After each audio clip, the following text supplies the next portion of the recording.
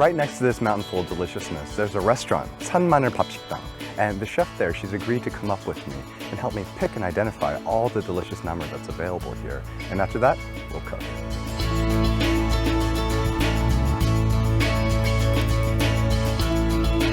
This right here is known as a 산마늘. That literally translates to mountain garlic, though that's not really the case. And originally in Korea, you can only find it at Ulleungdo, but 15 years ago, it was brought onto the mainland, and you're able to cultivate it here. Now, if you look carefully, I'm actually only picking one leaf out of each two, and I'm definitely making sure that I'm not harming the scape.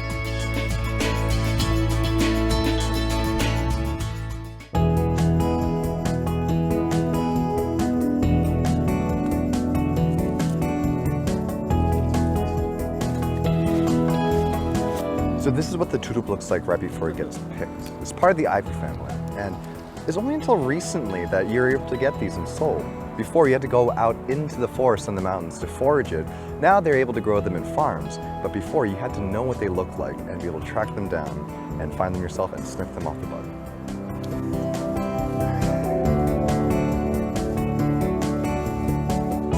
So what we have in front of us today is a perfect vegetarian meal. It evokes so many different flavors, especially when it's picked right in the backyard back there. The mountains over here, we have all this growing right over there. But enough talking, I'm gonna eat.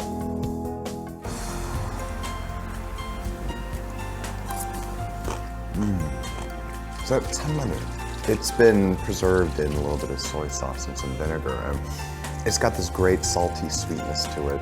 But more than that, the leaves itself, they've got a fantastic texture. The thing I love about 산나물 is that it's got this freshness to it. It's got a crunch, and that it's got a kind of light grassy flavor to it. So you almost always see it raw. You never see it blanched or sauteed like you do some other type of namu.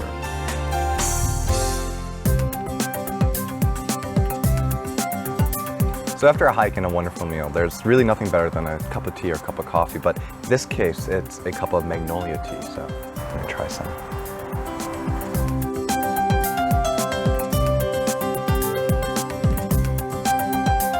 So now that we've tasted some traditional namu, the chef here is going to show me today some more fun, modern takes on turup. Now, we have our turup here. First we need to season. So only about 30 seconds right there in the water. Take your bacon, lie it down flat. Roll, roll, roll, roll, roll, and there we go. All right, so here you have it. This is turup that's been wrapped in bacon. For our next recipe, we're gonna have a little bit of tofu that's been wrapped in some chinamur right into our water. So after this, we have to slice the tofu. So let's take our chi out of the blanching water.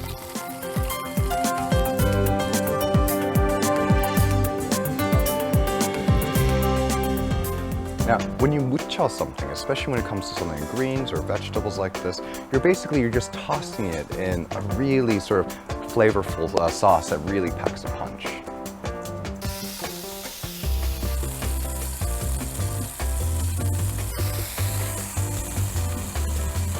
There you have it. It's tofu and a little bit of chinamur, a little bit of minani on top of that, just a little bit of beef. Just makes for a great appetizer, or you can make several of these and have it as a main course. So there you have it, 2 recipes using spring namu. You have turup in one, you have chinamur in the other, and now I think it's time for a little taste.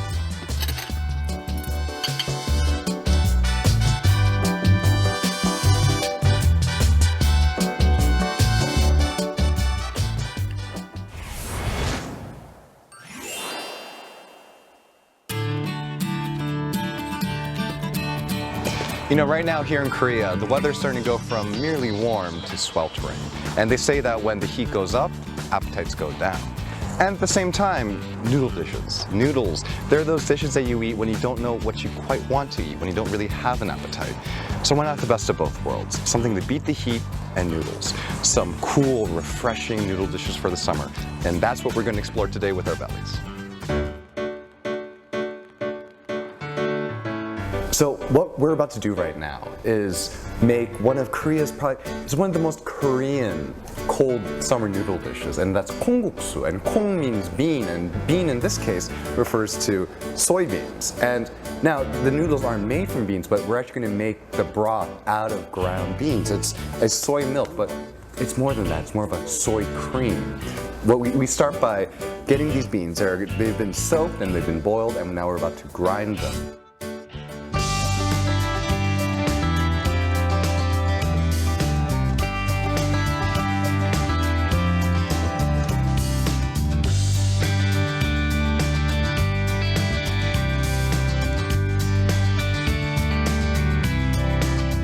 kongguksu. A lot of times you add salt and water to season it to your taste and to the thickness you want. Here we go.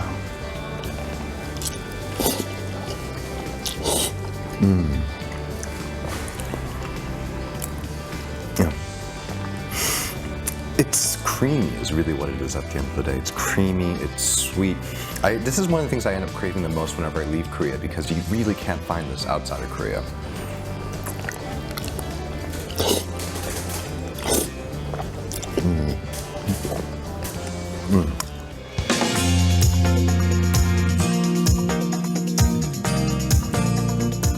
Alright, so I love kongguksu, but I'll be the first to admit that might not be everyone's thing. This next one, chogaeguksu, it's got nearly universal appeal. Curious? Let's check it out.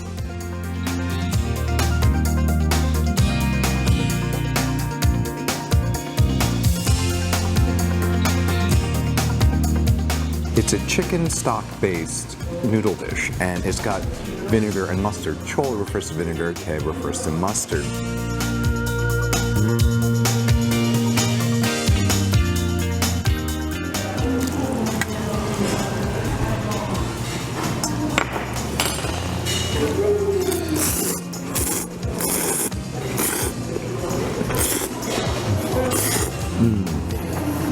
Like I said, that vinegar and mustard, those are nearly universal flavors. You find them in so many different cuisines, but the addition of that white kimchi, the baekgimchi, plus the sesame and the cucumber makes it a distinctly Korean dish at the same time. It's good.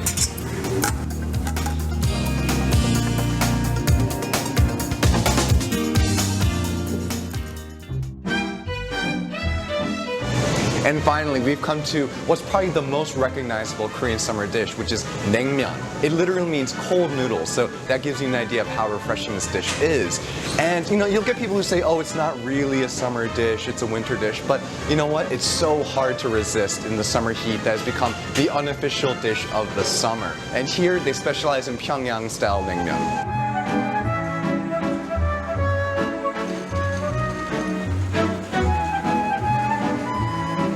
So this is the naengmyeon dough we just made, and so it's a hot water dough made primarily out of buckwheat and other starches, so it's low in gluten, it's a little crumbly, and it's really tricky to work with, so it needs an expert hand. And here we have the extruder and the boiler for the noodles, so alright, so we just put the dough in right here. Go. Here we go.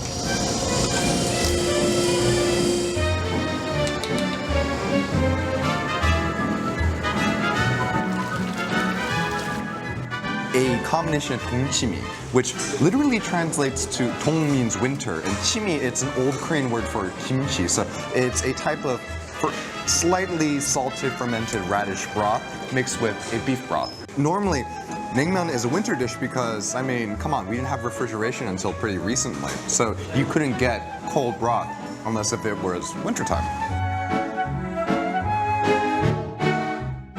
This guy is bibimbap-naengmyeon, otherwise known as hamung-naengmyeon, and it comes from the city of Hamung, and it's a little bit different. For one, you can see that it doesn't have the broth. It comes in a really spicy gochujang, or Korean pepper paste sauce, and oftentimes you'll just add a little bit of the mulnaengmyeon broth in here just to loosen it up a little bit.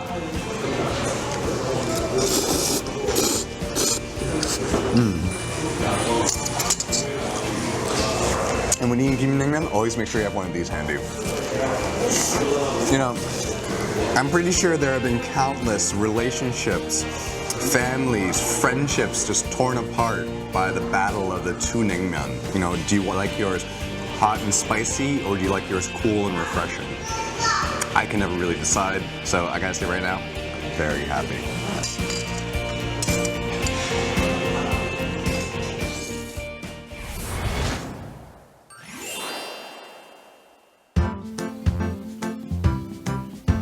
So today we're out in Puyo. It's in South Chuncheon province, and it's not the closest place to the city, to Seoul. It's about 2.5 hours depending on traffic.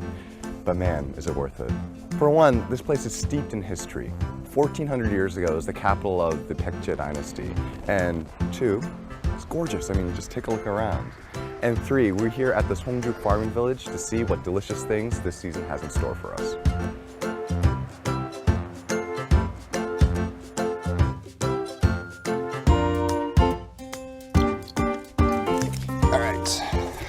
So when you trim a watermelon off the vine, you want to leave it so that it forms a little T shape, just like so. Take off any of the dead leaves, and it should make a duller sound when you thump it or when you flick it, rather than a more harsher metallic tinging sound. All right, so unlike the watermelons we were just picking earlier, it is super simple to tell when a tomato is ripe, when it looks like this. And of course, there are different varieties of tomatoes, and they have different indicators of ripeness. But when it comes to cherry tomatoes, they should be red, ripe, and juicy.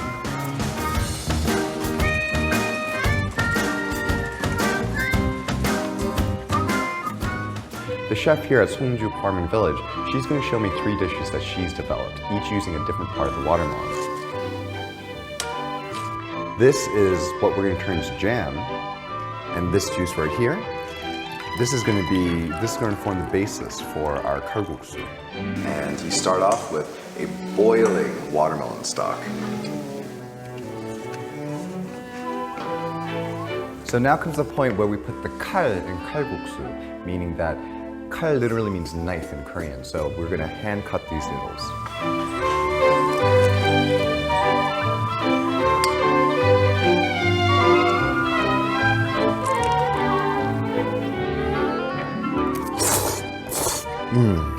There's something about homemade noodles, no matter where you're from.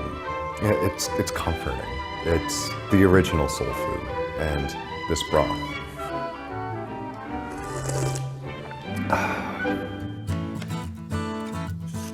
So once you get that tough, fibrous green layer from the outside off, you can start preparing it to be used in the sweet and sour pork. So the sauce itself, when that watermelon juice is cooked down, it almost has like a cucumber flavor to it. And the watermelon rind, when it's fried, it almost has like a zucchini squash flavor. But when you put them back together, they taste like watermelon again. It's kind of nuts.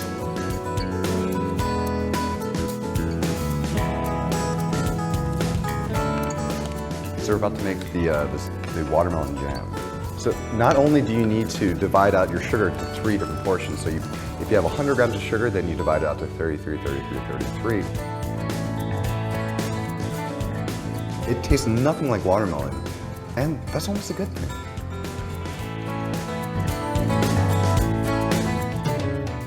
All right, I've had a fantastic day at the farm here so far, and I want to pay them back, so I'm gonna make a dish of my own. It's super simple. It's just gonna be a little fried chicken with a nice summer salad.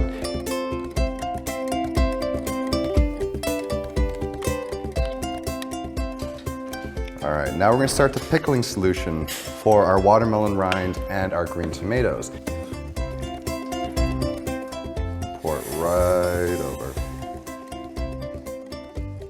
We'll make our dressing for the salad. Have some honey in there. Nice and easy. Add a little bit of salt. You want to be right at about 170 degrees. All right. Out our chicken thusly.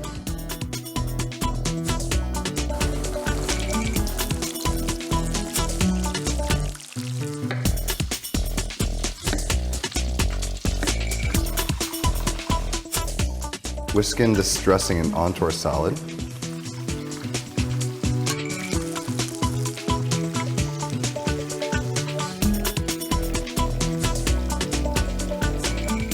There we go. So I've invited the chef over here to taste my take on the summer salad with a little bit of fried chicken using all the ingredients that were grown right here.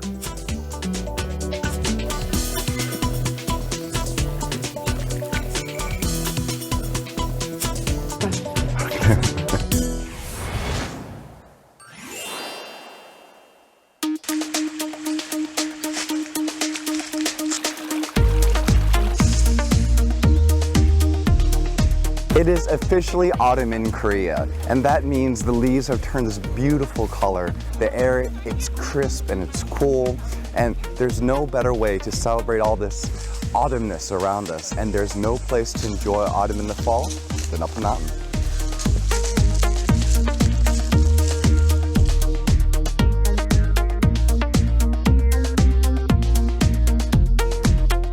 What's a hike without a little bit of a picnic? Now, we have cucumbers will actually keep you hydrated better than water can. And it's because it's full of not just water, but all the other minerals that are required to keep you hydrated. So it's, think of it as nature's sports drink. And then chocolate, come on, you gotta have something sweet. But in all seriousness though, having that blood sugar drop is no fun. So keep that blood sugar up.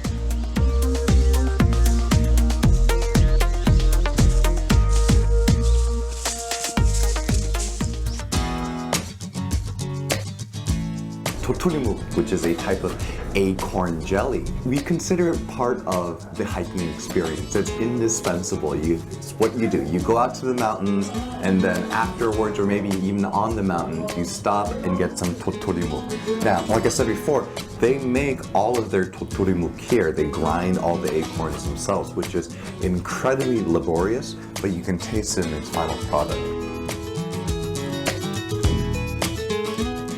Now, here we have totorimuk muchim, which is almost more like a salad, especially with all the different greens in there. You have a little bit of chicory, you have what's known as sukgal. It's a really common Korean herb. It's got a great sort of fresh bite to it.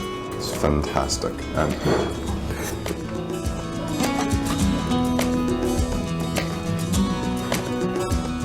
And then here we have totorimuk chebab. I'm literally drooling as I'm speaking right now, so I'm just gonna start eating. Oh man, this looks good.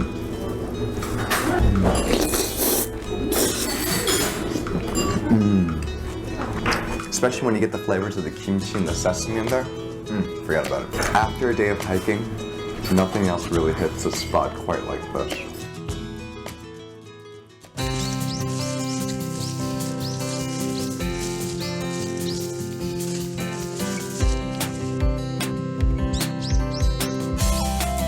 So say you're out in the mountains and you want something that's really healthy but at the same time rib sticking and satisfying, well, I found just the place. Let's go.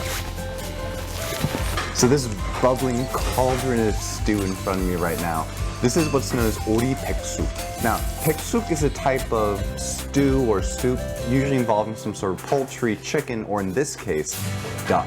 And it's also includes 7 different types of traditional types of Korean medicine. What's most important is just how it smells. It smells incredible, especially with those mushrooms and the duck in there. It smells like fall. Let's taste this dish right now. Let's get some of this rice. Yeah. Just take a look at this guy. This has that. It's warming, yet you eat it and you can tell that it's doing something to you and it's doing something that's good.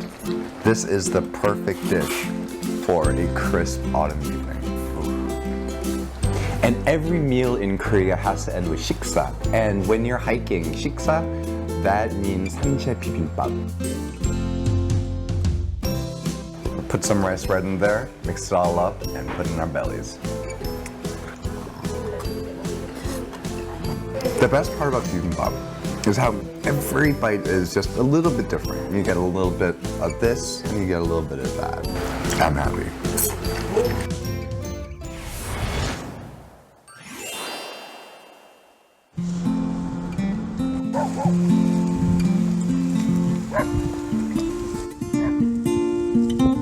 It's a gorgeous winter's morning here in Yangpyeong, and we're in this village, and it's beautiful. I mean, there's mountains, a clear sky, and there's just a little bit of snow on the ground. So it's gonna be a great day. Let's go exploring.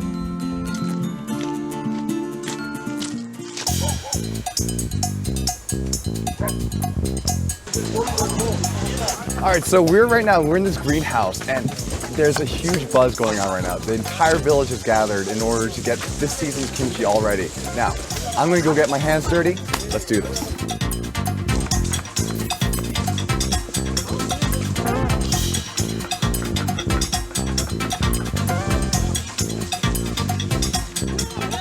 All right, so this is the most important part of the kimchi making process, and it's tough work.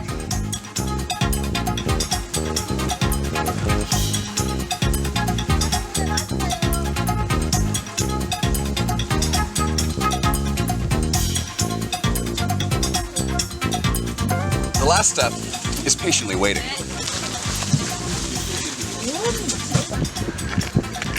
You know, on a cold winter's day, it reminds me of two things. Making kimchi and roasted sweet potatoes.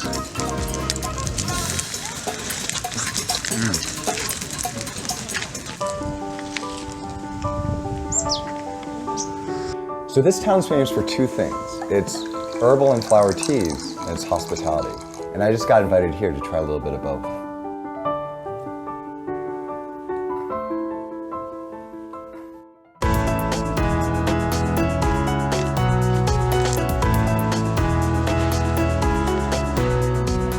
So we're at Yongmun Temple right now, and this place has been around since the Shilla dynasty. It's been around forever. It's steeped with history. In fact, there's a ginkgo tree right behind me that's been around for 1,100 years. You know, one thing that Yongmun Temple offers is it's a temple stay, and that allows you to come here to the temple, stay for a while, get away from the city, and re-arrive at that inner peace.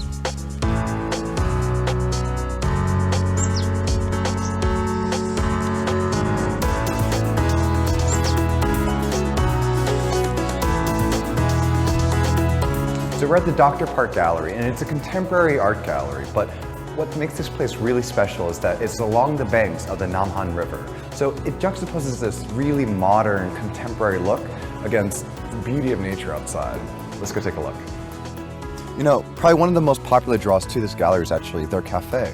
I'm on their riverside terrace at the moment, and it's kind of cold, but it's really nice. I don't really mind. Look at that view.